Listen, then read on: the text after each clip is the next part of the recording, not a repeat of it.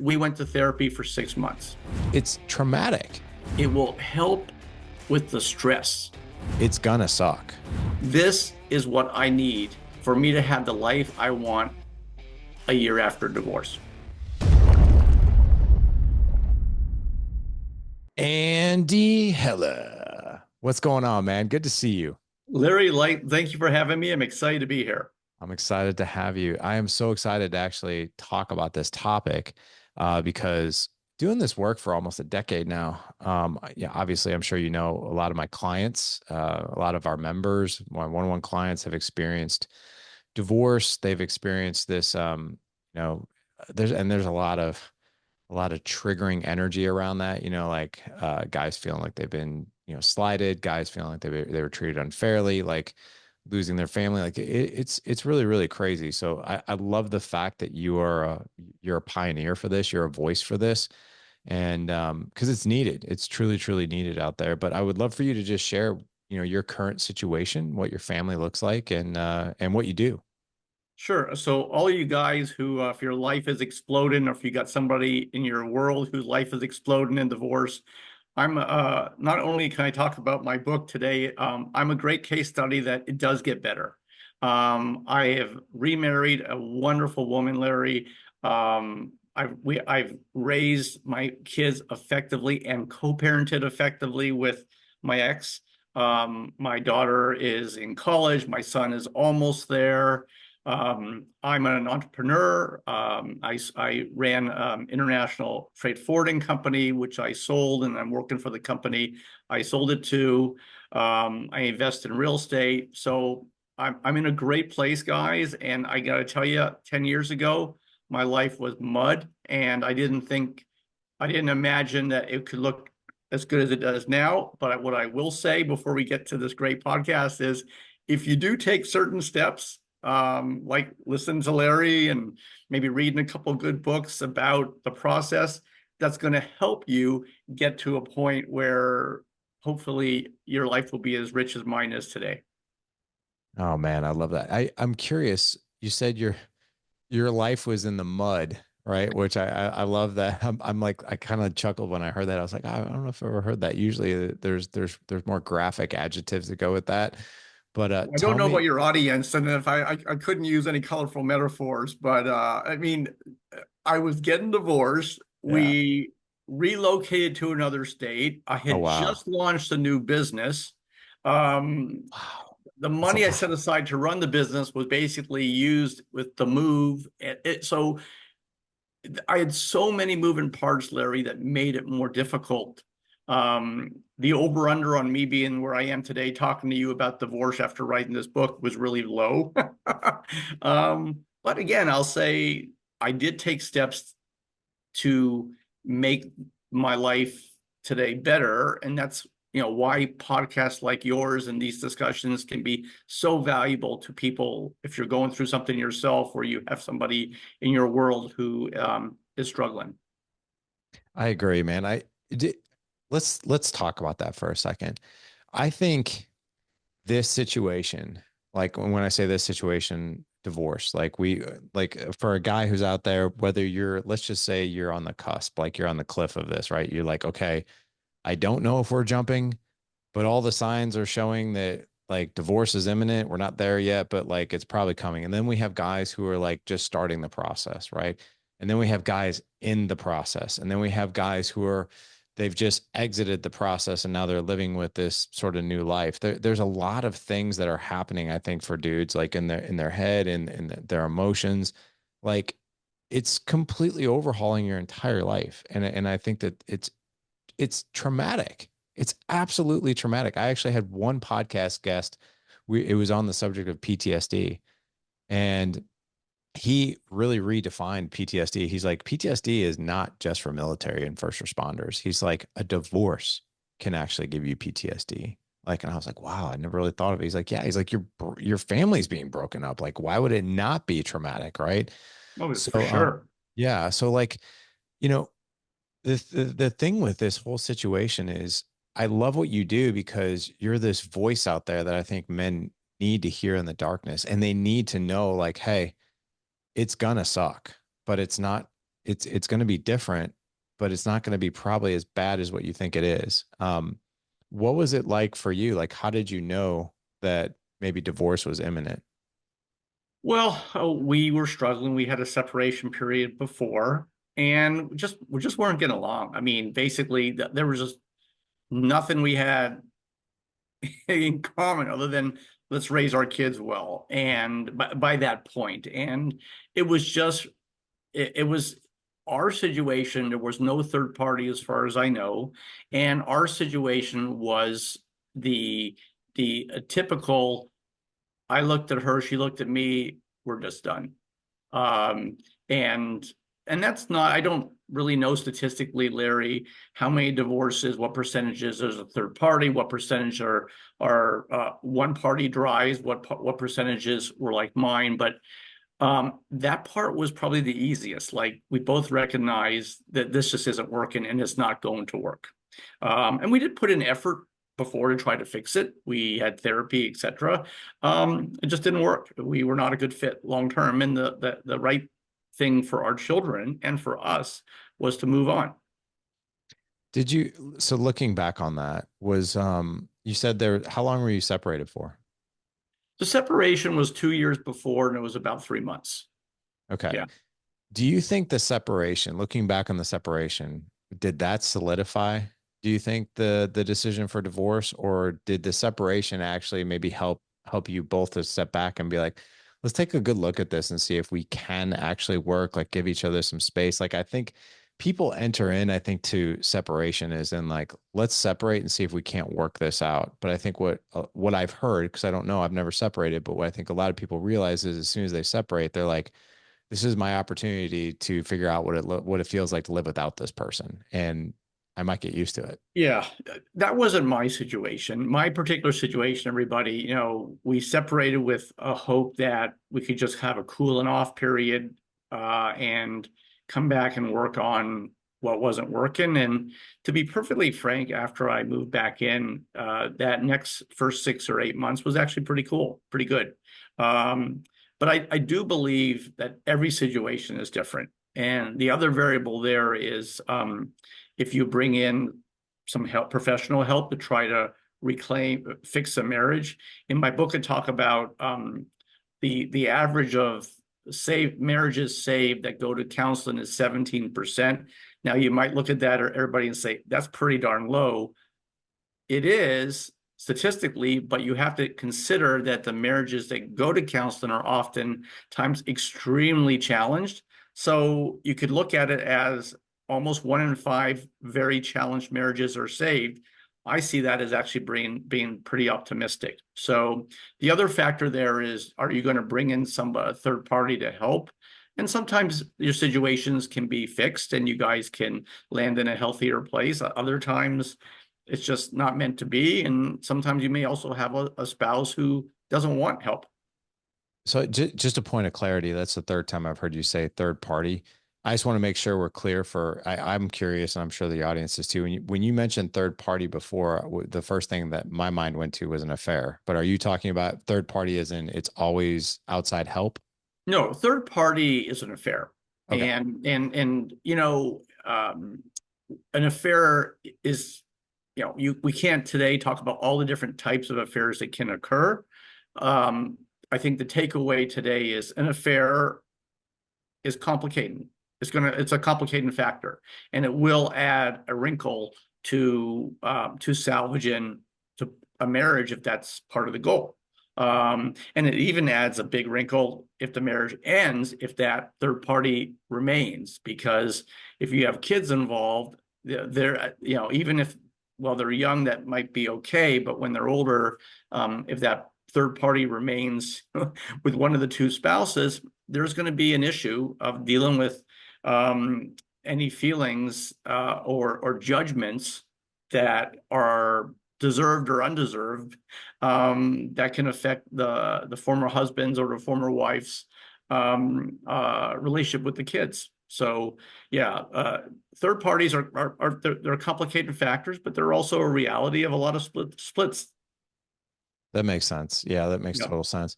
Do you think, and I know that this is just your opinion, but do you think that the number would increase from like 17% to a higher number if people just acted faster with therapy or outside help? My personal opinion, for sure. Okay. Yeah. I have a pretty interesting chapter in the book where I recommend, even if you and your spouse are certain you're splitting up, still get about 6 months of therapy. Why? Well, one thing oftentimes we don't think about when we're getting divorced, Larry, is the conversations we're going to have years later with our adult children. That's a So good think point. about it. Many times, if you're in an unhealthy marriage, it's very natural to want to move on. So why would you slow the process by 6 months to see a therapist that where you and your spouse are pretty certain you want to split up? If for no other reason, guys and gals, for specifically that conversation you will almost definitely have with your adult children, when you can look at them in the eyes and said, you guys were so important to me and to mom, or to me and to dad, that even though we were not getting along, we went to therapy for 6 months.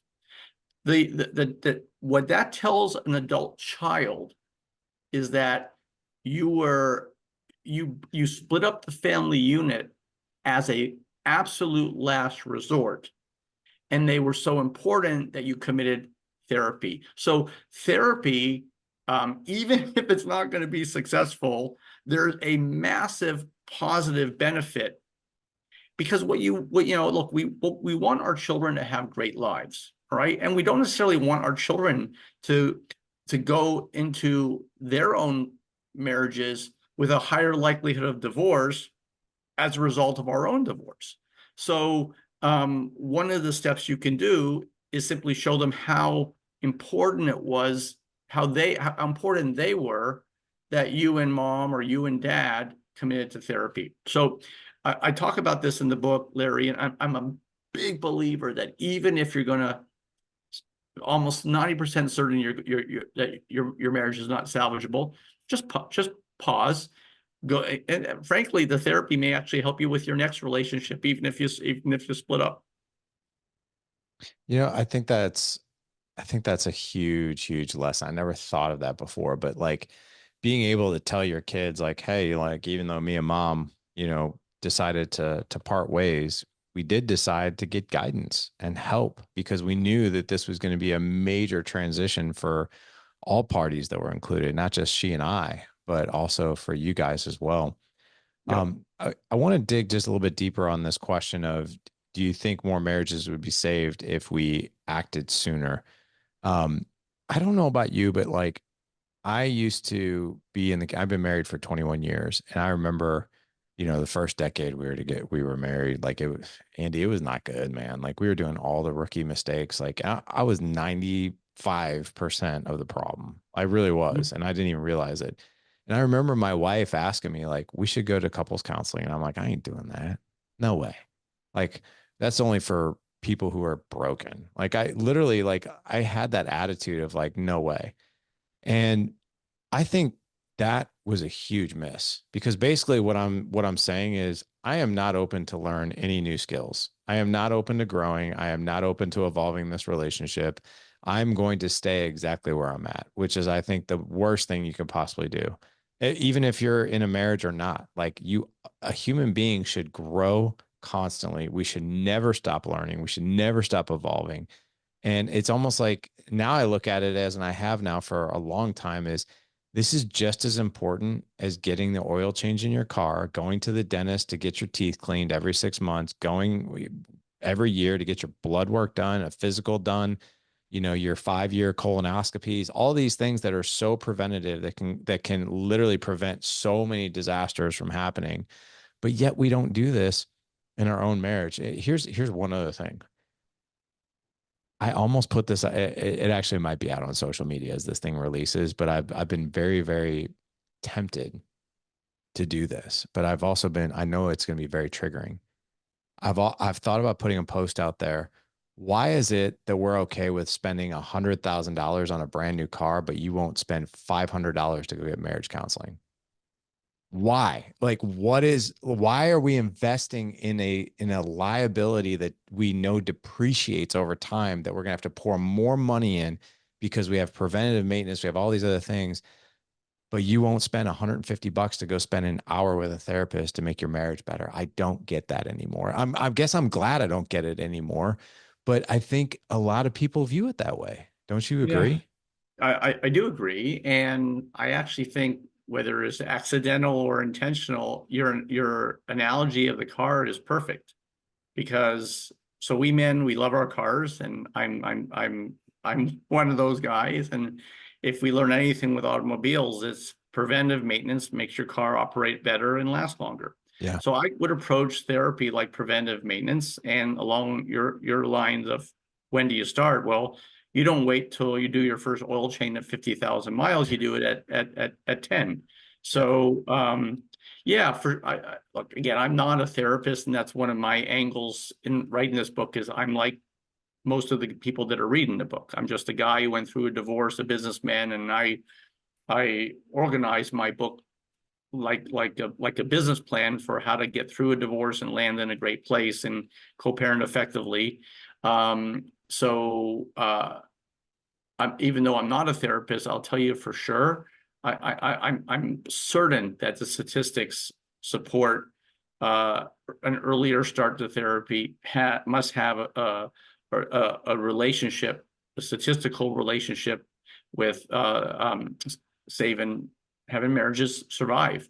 And sometimes we men, I guess, can be our own worst enemies. It's maybe it's machismo, maybe it's just stubbornness. I don't know what the reason is, and maybe it's just a bias against therapy. Now, I will say that it's really, really important to get the right therapist, because I you can agree. certainly be turned off with the wrong one. So Right.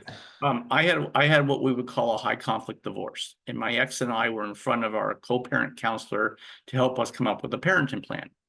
And she looked at both of us and said, guys, you could probably benefit, each of you, with a therapist. And at this point, like I'm like, that's the last thing I have time for, or whatever. But I thought about it, I'm like, okay, I'll explore it, but I want a therapist who specifically has done work with divorced men.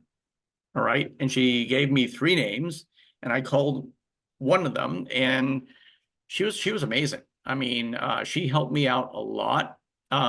She affirmed what I intended to do when my head was right, and she pushed back when my thoughts were wrong. And so if you do get therapy for yourself, everybody, or you get therapy for your marriage, ask around to make sure you get somebody really competent. Otherwise, you're just burning cash.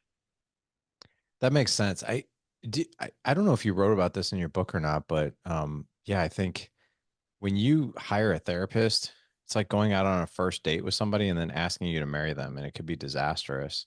I am curious because I have heard this, that some people, they'll wait before there's a problem, then they go to a therapist only to be like, holy crap, this is probably not the right therapist. Have there been any parameters that, you've kind of looked at, or things that you've experienced yourself? If you're like, hey, if you're going to go see a therapist, like these are the things you really want, and these are the things you really want to stay away from. Yeah, I gave a process. I actually speak about that in one chapter, and I recommend a process for selecting and interviewing a therapist, potential therapist, so you get the right one. Correct. So I do talk about it, and I do think it's really important, because if you're going through a divorce, everybody, you probably have 26 hours of stuff you need to do it in a 24-hour day. But the way I would approach it, if your therapist can help you think of things or angles that you might be missing because you're not emotionally yeah, on your game, then he or she's going to really actually save you money, save you time. And that was my own case. And sometimes if I and what's really interesting, Larry, I stopped seeing the therapist when I landed in a good place. But it's really interesting if you could take a timeline from the times I went to see my therapist the initial years, there was a lot more, Andy, I don't know, I would approach this a little bit differently. Then the latter years, it was more affirmation. So the takeaway there, everybody, is that I was improving. I was getting more emotionally healthy. I was making better decisions. I was getting less irritated by things that were happening with my ex, partially due to my own work, partially because I got some great help, and partially because all those emotions that are percolating when you're going through the divorce, they begin to evaporate over time and lessen. And so it's really interesting. And then those last year or so, when I would go, it was really affirming that I was leaving like, wow, that was great. She said my thought process was, and my plan to deal with this issue or that issue was spot on. Occasionally I got a suggestion or two. So, I kind of, way I would look at it, it's almost like a college education. I was a confused freshman, but then when I was a senior at the end, she helped me get my head on straight, and I had a good plan for that next chapter of my life. I love that. I think it's really, really important that you have the right person when it comes to that.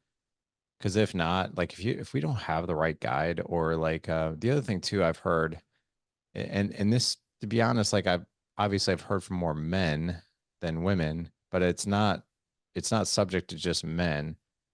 But I've heard this to where therapists will take the side of one person, and basically like the therapy sessions becomes like a beat up session for one person in particular.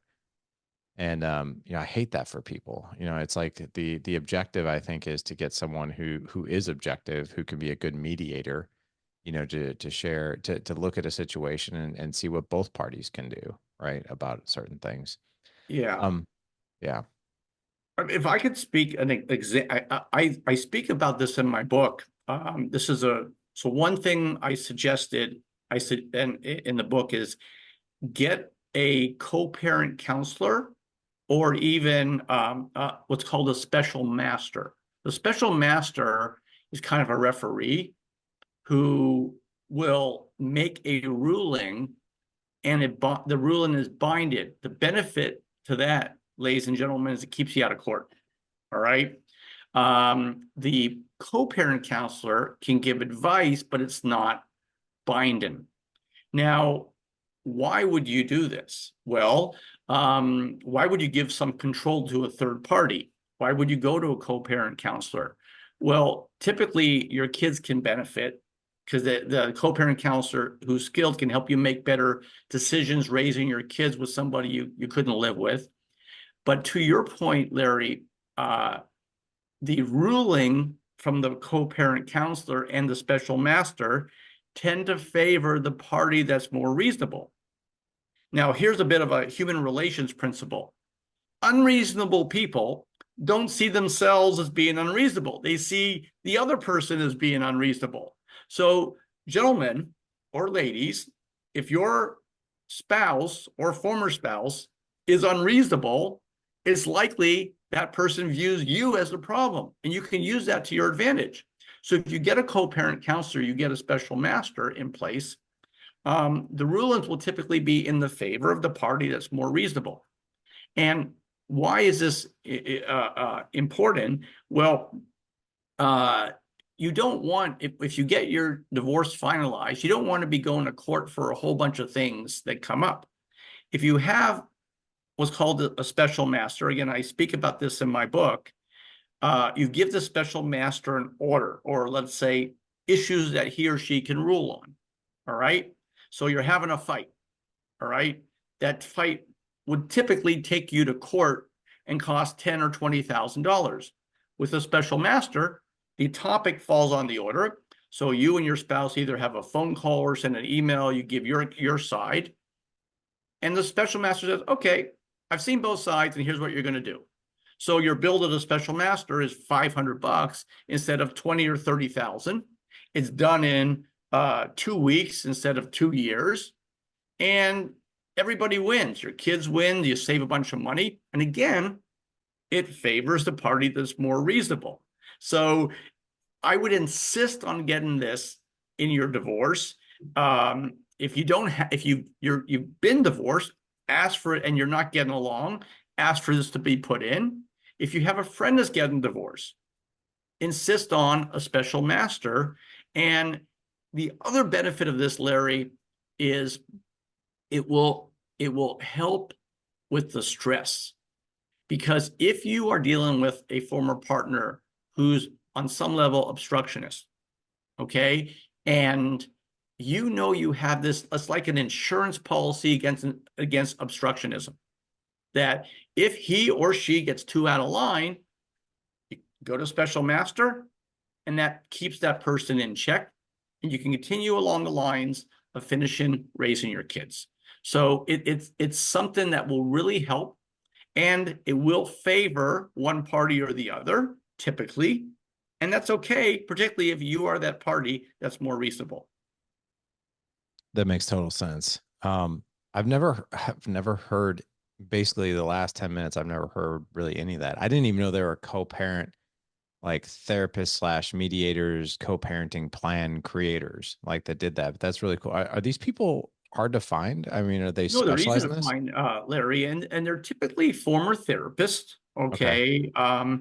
And and typically these they do two. I'm simplifying their role, but they do two functions, ladies and gentlemen. Number one, if you're not yet divorced, or if you are divorced and your parenting issues are kind of all over the place, you both go to a co-parent counselor and say, we need to draft a parenting plan, and we put this in the divorce document so it's stamped.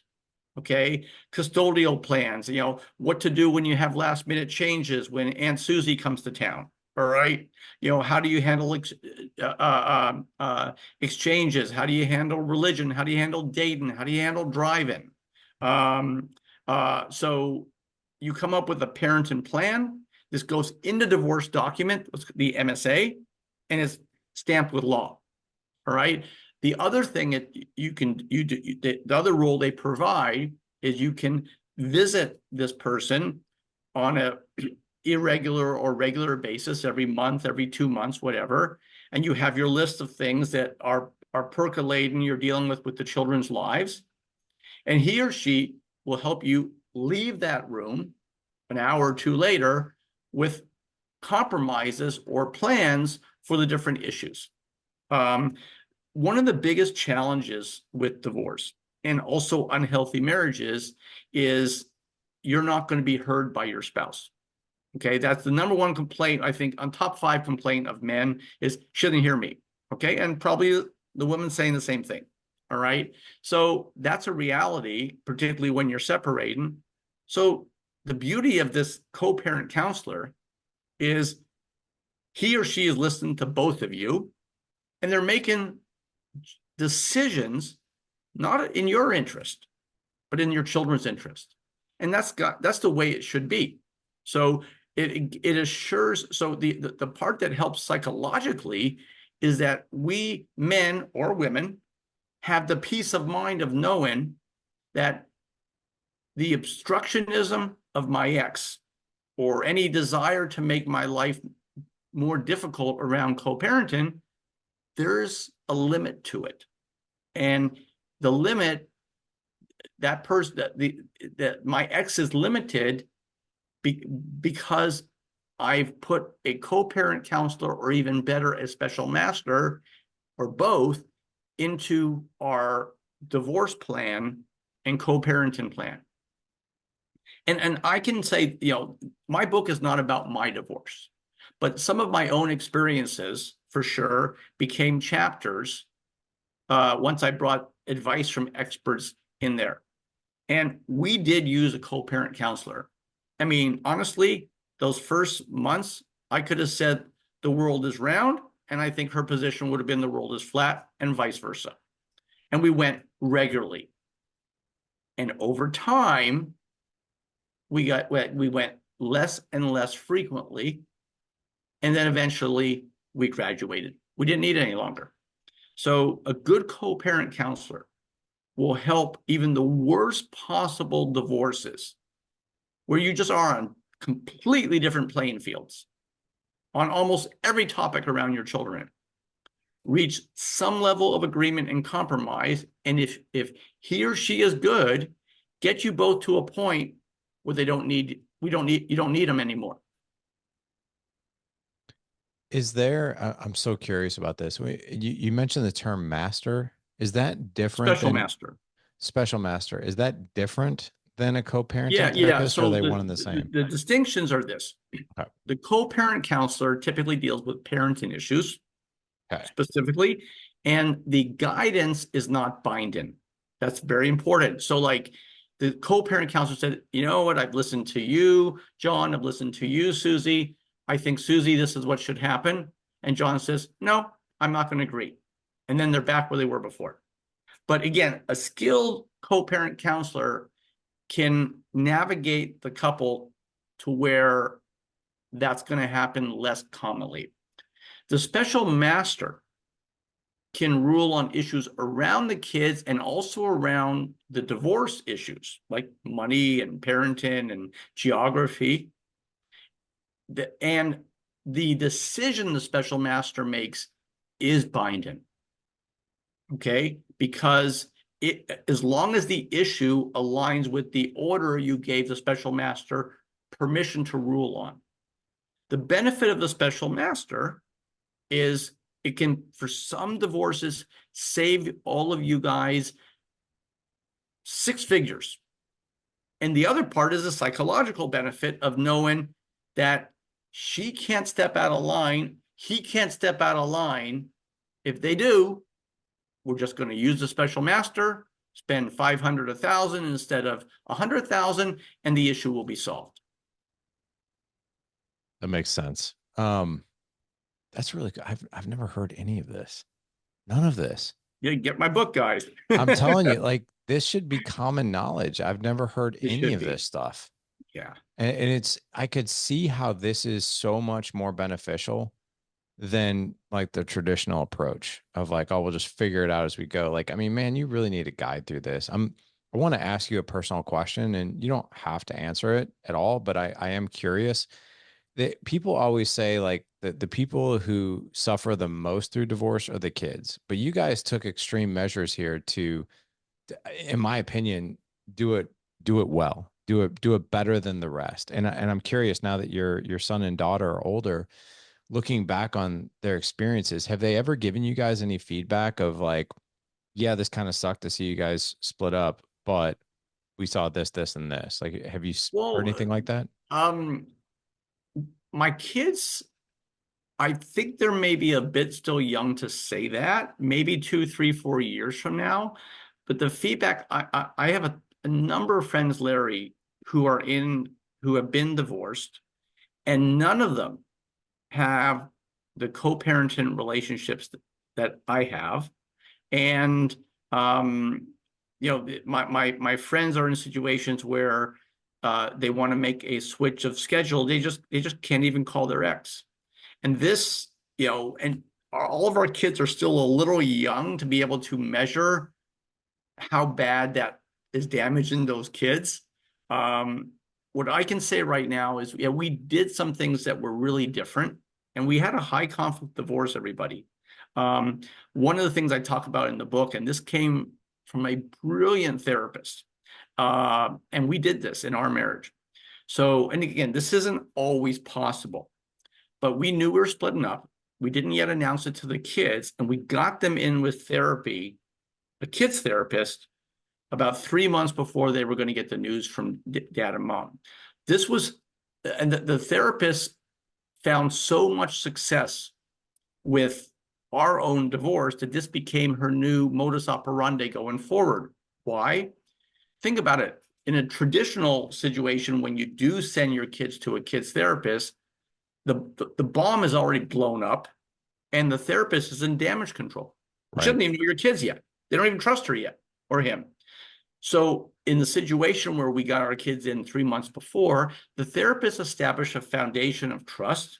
She got to know the kids. So when the bombshell news was delivered, she was able to be a much more effective rudder and much more helpful for them than had she been meeting the kids the first time, 3 or 4 months after learning that mom and dad are splitting up. We're already in 2 households. So the timing of therapy, if you are lucky enough to give your kids this gift, is a very important factor and will play a role in how healthy your kids land. God, but no wonder you wrote a book on this. No, seriously, like I'm I'm going back to like those sentiments and those statements that people say, you should write a book on this. It's so good. Or like he wrote the book on this. Like that's the statements I'm thinking about as you're Yeah, sharing well, this too. I It's do really also good. want to say with all humility, Larry, I'm not a know-it-all guy.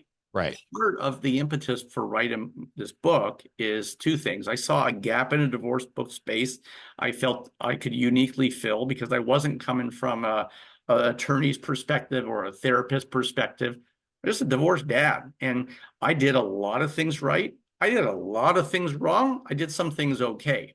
So what I did do in writing this book is I interviewed field experts and took their counsel and brought it into the book, kind of like a manual for how to get divorced in a manner that saves you money and you land in a healthy place and without screwing your own kids up.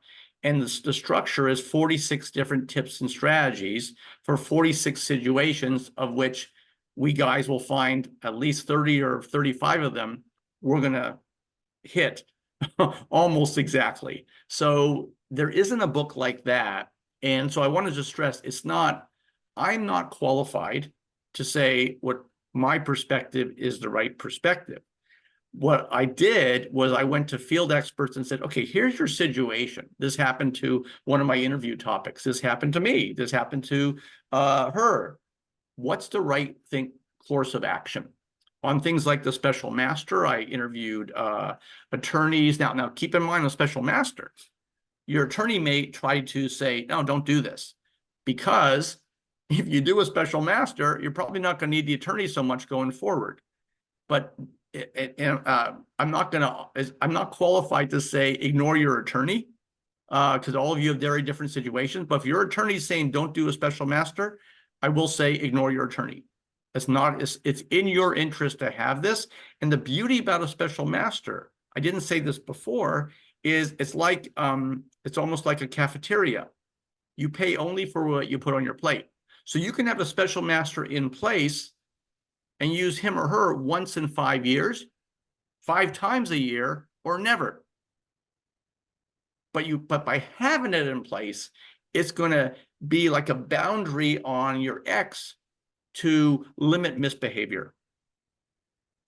I like that. I really like that. Was it hard to mutually agree upon that, or was that pretty easy? I didn't have it in mind. We had a co-parent counselor. The one regret is I didn't have a special master. But again, after a few years, we didn't need it anymore. Okay, got it. You mentioned also in your book that it's good to compromise on the things that I guess in a way to say it very simply, compromise on the things that you're willing to compromise on, but also know the things that you're not, and to make sure that we're leveraging maybe the things that we're okay to compromise on to maybe ask for the things that we're a bit more, we have a firmer stance on. Is that correct? Yeah, I'll speak to that. So we joked when we got to know each other, Larry, that if I had to do over again, I would have picked a different title for the book, because I've learned from many men when they see Take the High Road, oh, this dude's saying compromise everywhere. That's not what I'm saying, guys. What I am saying is that be strategic. So to what you just said, Larry, let's say there's 20 issues with your ex, all right? They're not all weighed the same. Pick the 2 or 3 key objectives you want that are really important to you. And you go to your attorney and you say, this is what I need for me to have the life I want a year after divorce. The other 17 or 18, compromise. I don't care. So By doing that, the focus will be on the bulk of things you say you capitulate on, but these are things that are not weighed as important as the 2 to 3. All right. And this is a strategy that I did do on my own divorce. We were done, had the financial agreement in less than 90 days. All right. I achieved my top 2 objectives, and the other things that I cared less about, we compromised. Now, it bothered me. I'm not, I'm not perfect. Like, I don't like that I'm giving that up. But what, and for a high conflict divorce, I got it done in 90 days. So I saved tens of thousands of dollars in legal fees. All right. That can help offset some of the compromise points. All right. But the big picture is the 2 things that were really important to me, I got. And look at me. I got a much healthier life today, I think, as a result of this. So taking the high road, gentlemen, does not mean capitulate everywhere. It means being smart, being strategic, and arming your attorney with the key goals that are important to you, so a skilled attorney can get it done faster and cheaper. This is exactly what guys need to hear. Do you coach to this by chance? I have had a few that reached out to me for coaching, but I know this sounds corny, Larry. I just want, just get the book, guys. Get the book for your friends. I did have people that reached out for coaching. They read the book and said, "Hey, I just read your book, and I don't need you as a coach. Your book is great." And that would be the best possible compliment. But you guys can reach me on the back of the book. There's a way to reach out to the office. But yeah, so I'd love to be able to help you guys either get the book and have the book help you and put a nice review on, or if you want more help, I'm there for you. That is really, really kind of you. Because you brought up so many things, Andy, in this interview that I've never even heard of before. Things that I would think are so helpful for people. But I think the bottom line is this: like, listen, if we know divorce is unavoidable and it's inevitable, how can we actually be logical and strategic versus highly emotional, super expensive? Everyone has a traumatic experience. The kids are suffering through it.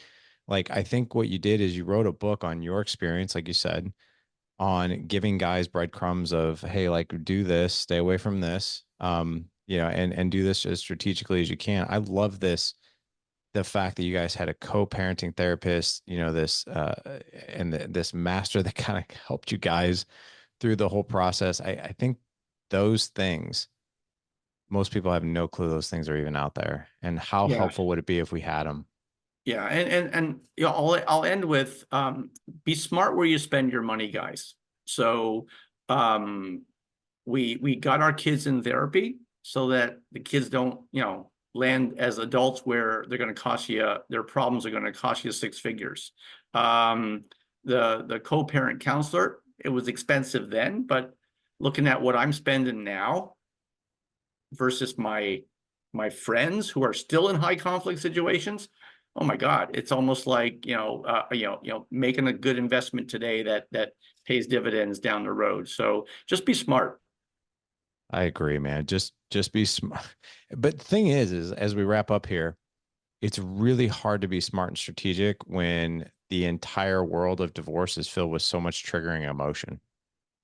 Right. Yep. And that's why I love the fact that you wrote a book on this. So, Andy, thank you for coming on, dude. I really, really appreciate this. And I just want to make sure that the guys can find you, your book. So where's the best place for them to follow you on social media? I know your book's on Amazon, but Sure. where else do we want to point these guys in the direction? Yeah. So basically, get the book. It's on Amazon. It's called Take the High Road: Divorce with Compassion for Yourself and Your Family. My name is Andy Heller.